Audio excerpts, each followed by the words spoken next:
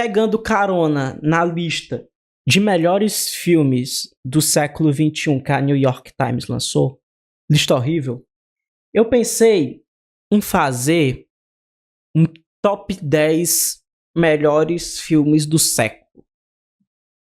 Só que eu preferi fazer algo melhor.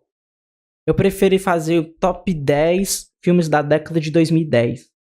Aí na próxima live eu vou fazer o top 10 dos filmes da década de 2000. Aí talvez, quem sabe, na outra live eu faça um top 10 dos filmes da década de 90. E aí eu vou até quando eu cansar, tá? Então vamos lá. Melhores filmes da década de 2010, segundo eu, que tenho a opinião muito mais importante do que a revista New York Times. Under the Silver Lake. Caralho, peguei um pôster aqui em 144p, né, porra? Under the Silver Lake. Eu gosto de começar esse top 10 com esse filme, apesar de não ter sido proposital. Quer dizer, tá em ordem mais ou menos no que seria uma ordem de preferência mesmo. Mas simbólico eu começar com esse filme porque eu acho que esse filme ele representa muito o que é a década de 2010. Não exatamente que é a década de 2010, mas a geração dessa década, que é uma geração hiperestimulada pela cultura pop, sabe? Pela cultura de massas. E esse filme, ele sabe aproveitar muito bem tanto o fascínio, tanto o que tem de interessante nisso, quanto também ele sabe tirar onda, frescar, gastar o consumidor médio de cultura pop dessa geração, sabe?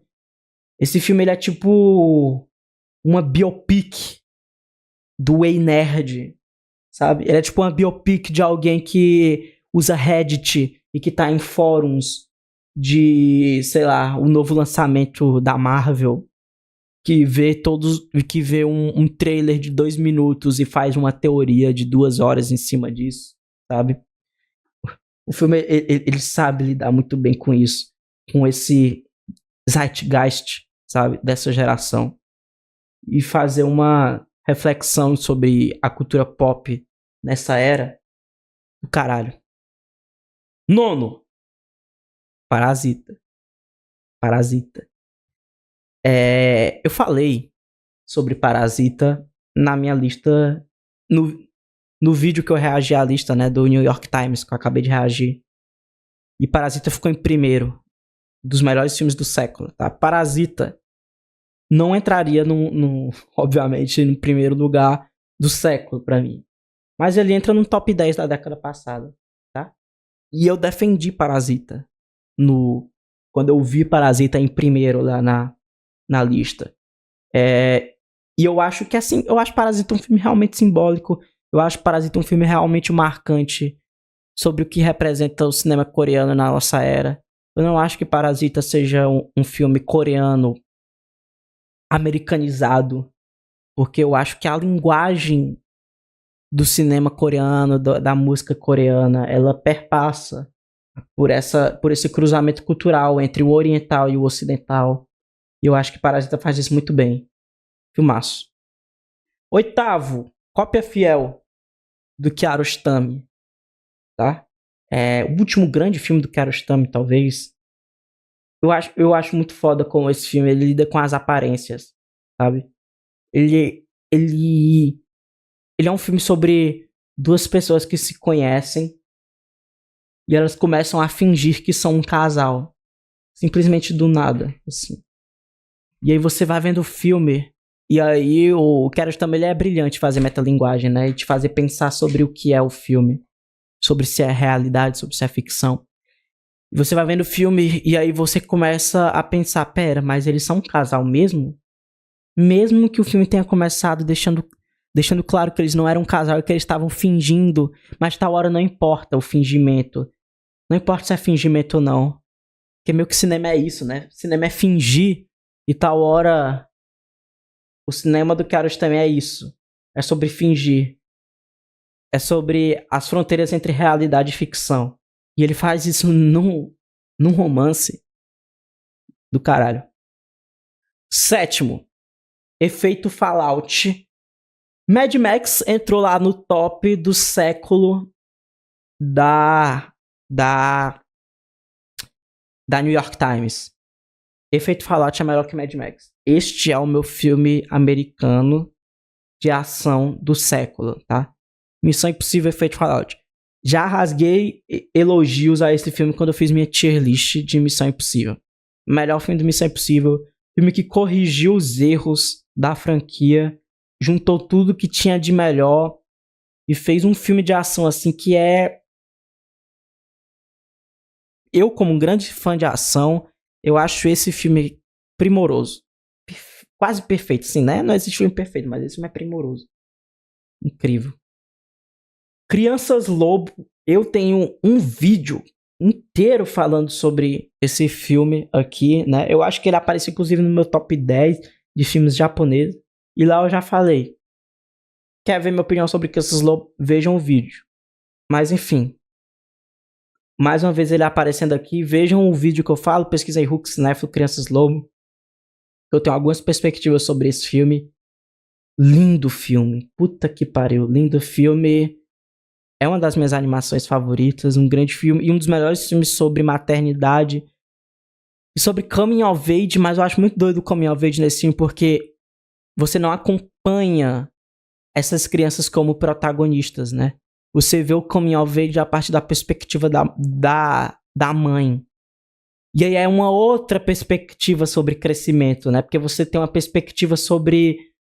Você tem a perspectiva de uma pessoa mais velha vendo o crescimento de crianças nessa figura, sabe? Nessa figura de seres indefesos. Incrível. Nossa, esse filme é lindo. 7º, Cosmópolis, do Cronenberg. O melhor filme do Batman desse século, tá? Não é The Dark Knight. Cara, o Cronenberg ele tem uma filmografia muito subestimada nesse século. Porque o Cronenberg só é muito lembrado pelos filmes dos anos 80, né? A Mosca, Videodrome, Dead Ringers, enfim. Cosmópolis é um dos melhores filmes do Cronenberg. O fluxo que ele cria nesse filme, né? Desde o início até o fim, essa coisa que não para.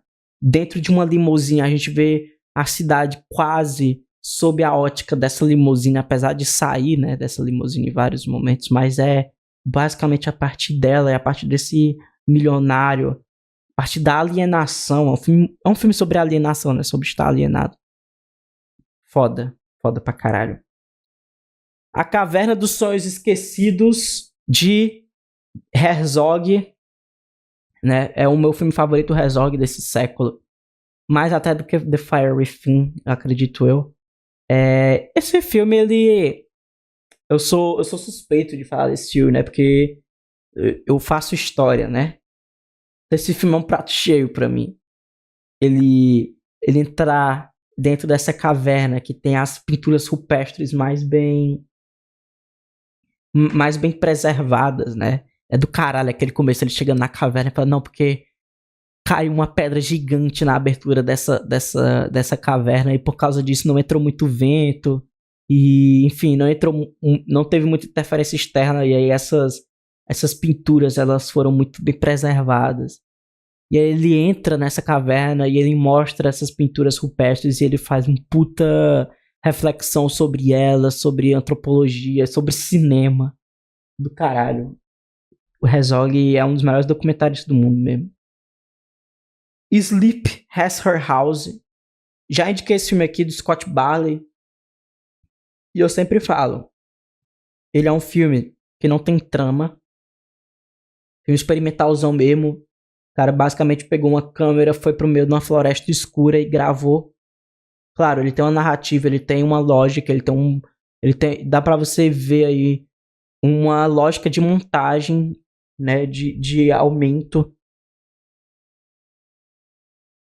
Mas vá ver esse filme principalmente no escuro, eu sempre falo isso. É muito importante isso. Mas veja esse filme no escuro, com o melhor fone que você tiver e se deixe levar tá? Se deixe levar, tente encontrar coisas, mas não tente explicar o filme, tá? Foda, Sleep Has Her House. Retrato de uma Jovem Chamas. Já falei dele aqui várias vezes aqui no canal, né? Nem preciso estar falando de novo do porquê que eu amo tanto esse filme. É simplesmente incrível. Eu já vi esse filme 3 vezes, chorei nas 3 vezes. A forma como ele coloca em contraposição o cinema clássico com o cinema contemporâneo é emocionante mesmo. A forma como a Celine Sciamma faz isso, formalmente falando, no próprio conteúdo também. Amamos. Meu romance favorito desse século, provavelmente. Pelo menos da década passada. E em primeiro lugar, Adeus à Linguagem, né? Alguns desses filmes aqui já são cartas marcadas, porque eles já entraram em algumas listas. Tipo, esse entrou na lista... Esses últimos 2 entraram nas minhas... Esses últimos 2, tanto o primeiro quanto o segundo, já tinham entrado na última lista que eu lancei no canal, que era a lista de cinema francês. Mas é isso. Eu já falei sobre eles nessa lista, mas eles são os meus 2 favoritos da década passada, né? Então, acabaram que eles se repetiram aqui. Adeus à Linguagem é o meu filme favorito de um dos meus diretores favoritos, né? Enfim, já falei muito sobre ele, sobre o projeto do cinema do Godard, o quanto eu acho o Godard genial por ser um diretor que trabalhou basicamente em todas as eras do cinema, desde quando ele começou a trabalhar sobre isso, né? Claro, o Godard não poderia trabalhar com cinema mudo, sendo que ele não filmou nessa época, enfim, mas desde os anos 60, quando ele é um dos fundadores ali do cinema moderno, ele fez cinema moderno, ele fez cinema de vídeo, ele fez cinema ensaio, que é o caso desse filme. Ele trabalhou com 3D, como ele trabalhou nesse filme, sempre pensando a linguagem, e talvez esse filme seja a grande epopeia dele sobre a linguagem, não só a linguagem cinematográfica, a linguagem artística no geral. O filme da década passada pra mim, e esse é meu top 10, tá? Algumas figuras marcadas aqui, mas na próxima semana eu venho com o meu top dos anos 2000 e depois dos anos 90, 80, 70, e aí vai dar pra falar mais sobre alguns filmes que eu não falo tanto aqui no canal.